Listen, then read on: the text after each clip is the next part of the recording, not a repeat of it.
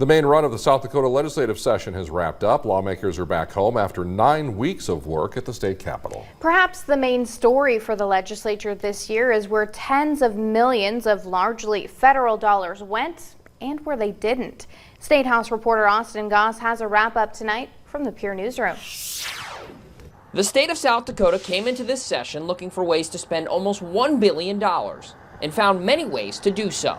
We're going to be able to do things that would probably take us 30 to 40 years to do, and we're going to be able to accomplish those over a short window of time, let's say within the next 2 to 3 years.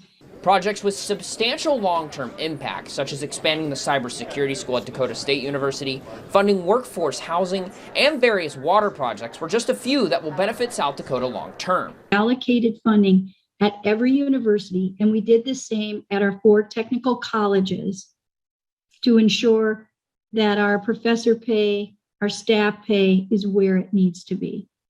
So those are big changes, and that's investing in people.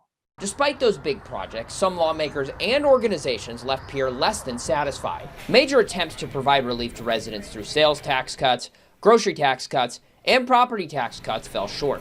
Those are areas where instead of doing different carve-outs, you could look at specific things you could do to not have those taxes, not have that increased burden South Dakota families.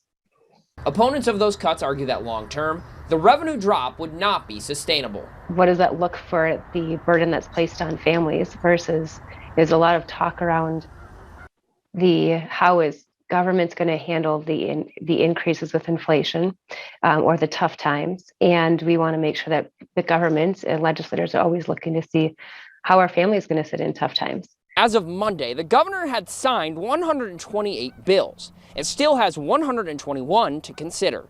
Veto day is on March 28th. In Pierre, Austin Goss, Dakota News Now.